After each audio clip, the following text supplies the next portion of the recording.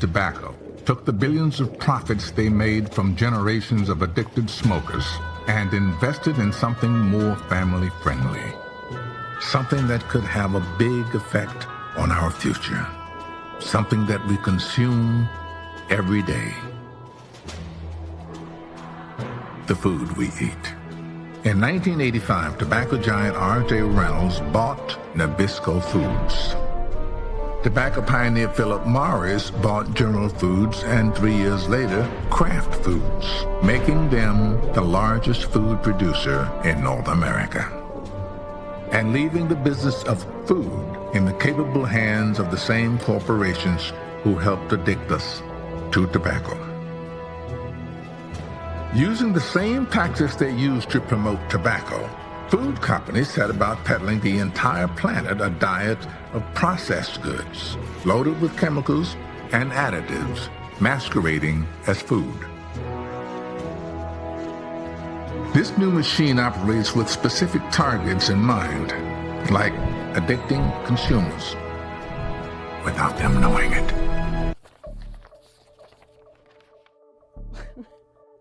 So you think this is olive oil, right? Wrong. Well, maybe some of it is, but this is actually a classic example of food fraud. The extra virgin olive oils are being switched out with cheap ones. And fraudulent to sell something labeled as something else. Why is this fish being mislabeled? Your Parmesan cheese products do not contain any Parmesan cheese. As there was no one brand that stood out as completely safe. Wow, so we can't eat anything.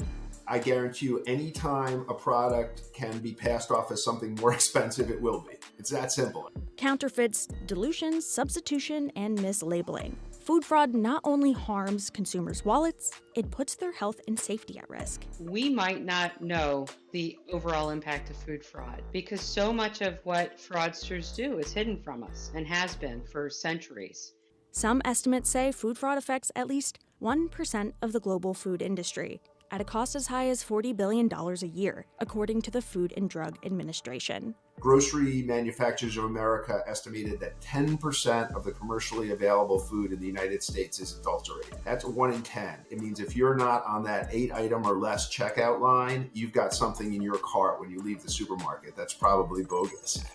Here's how and why fake food sits secretly in our kitchen cabinets.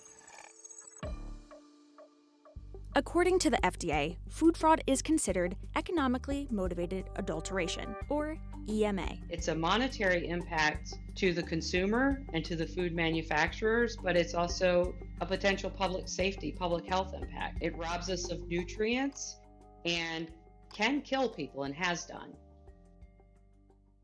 Larry Olmsted researched food fraud for years and published his book, Real Food, Fake Food, in 2016. As I worked on this book, my definition of fake food became anytime what you buy is not what you think you're buying. Doesn't really matter whether it's legal or illegal. It's where you're being tricked. You're buying something that's not what you think it is. The worst offenders can include seafood, meat, dairy, honey, alcohol, spices. The fraud happens more with more expensive foods. Totally makes sense, right? There's a higher margin. Take your extra virgin olive oil as an example. Fraud usually occurs here when a cheaper oil is added to the more expensive oil, and the label still reads 100% extra virgin olive oil. That's food fraud. Olive oil has been adulterated for thousands of years because it is of high value and it is sought out. They might flavor it with beta-carotene and maybe color it with a little chlorophyll to make it a little more green. And so then you've got a lower quality, cheaper oil.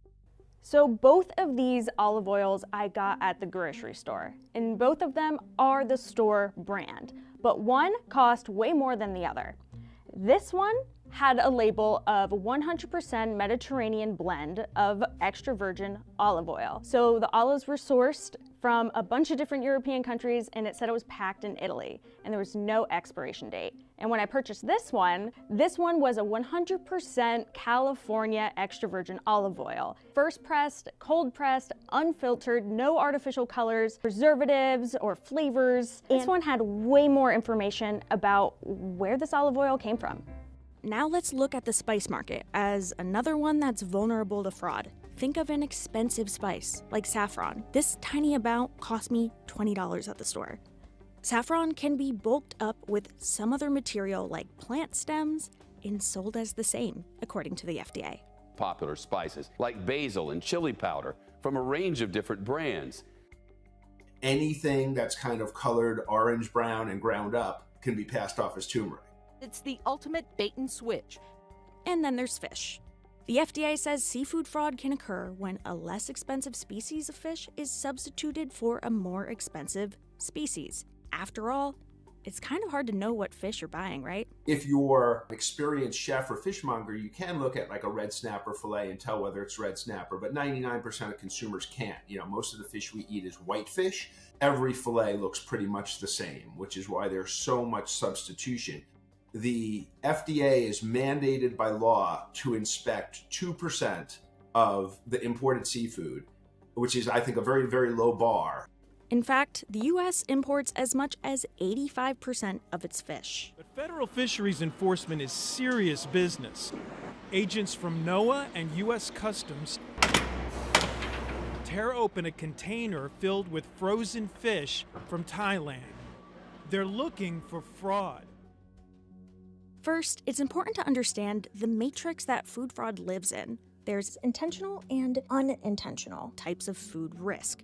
Unintentional risks include food safety and quality, like accidental foodborne illnesses. CDC estimates about 50 million people a year contract a foodborne illness. Only 20%, 1 in 5 of those can be identified. So there's 40 million people a year getting sick from something they ate that we don't know what it is, and a good guess would be that fraud has something to do with that.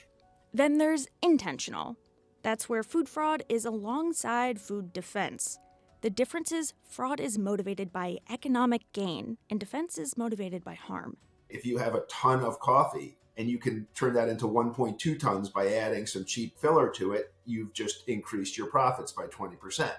And a lot of these products pass through a lot of hands. They go from small growers to big trucks to tankers to boats to processing plants. It's not necessarily like this big company that's selling you coffee that's ripping you off. It can happen in a lot of ways along the way. Even the FDA says it can't estimate how often this fraud happens or its economic impact. Over the last 10 years, the most common fraud committed is lying about an animal's origin and dilution or substitution, both ranking at 16% of incidents recorded. Dilution and substitution are exactly what they sound like. Perhaps somewhere along the supply chain, the real expensive process of refining something like fresh olives is ignored. Maybe a little canola oil is added instead. Then there's the removal of value, when an ingredient or part of a food is intentionally left out, taken out, or substituted altogether. And that substitute can be a non-food substance. That's the 14% of the recorded food fraud incidents using non-food substances. The pandemic has given us a chance to focus on supply chains and forced us to. For example, during the pandemic, labeling fraud really spiked in 2021 to 21% of the types of fraud that were committed and recorded. If we knew all about it, why hasn't it been solved? The key was we weren't focusing on prevention. Food fraud prevention, if we do it right, is boring. We're the fire marshal checking exits and smoke alarms, not catching the bad guys. The U.S. has laws in place to ensure food safety. That's part of what the FDA does today. Basically, all food fraud, all product fraud is illegal under one law or another, somehow. Before the FDA existed, manufacturers could add basically whatever they wanted into the food. Think of Upton Sinclair's The Jungle. That book was published in 1906. That same year, food safety regulation began with the Meat Inspection Act and the Pure Food and Drugs Act, which outlawed adulterated and misbranded food items. To protect consumers, this ultimately led to the creation of the FDA. The Food and Drug Administration and the... Since then, laws have hit the books to further food safety protocols, like the Food Safety Modernization Act signed into law in 2011. And then horse meat hit. The fraud was on a grand scale. Horse meat was blended into beef in the UK, across Europe, and sold to unsuspecting supermarkets for a period of 8 months in 2012. The scandal was exposed. And that was a great wake-up call. Some companies purposely mislead on labels. Prosecuting the fraudsters committing the crime can be tricky. After all, they're purposely trying to avoid that detection. But criminals are caught. Like in 2016. The product labeled Market Pantry 100% Parmesan contained cheaper Swiss and cheddar cheese and an organic filler called cellulose, which can be derived from wood pulp. Castle Cheese was caught adding wood pulp and cheddar to its grated Parmesan that they sold as 100% Parmesan cheese. The FDA does allow fillers like cellulose in cheese, but it can only make up 4% of the total ingredients. The president of the company got a $5,000 fine, 200 hours of community service, and 3 years of probation. For its part, the Food and Drug Administration says its job is to make sure food doesn't hurt you, not to police the labels. Fraud is tough for the consumer in terms of food because it's difficult. They don't have a lab in their kitchen. The Food Fraud Prevention Think Tank has a 5-question survey consumers can use when shopping for food. 1. What type of product is it? Be aware of product that you put on you, in you, or plug in the wall. 2.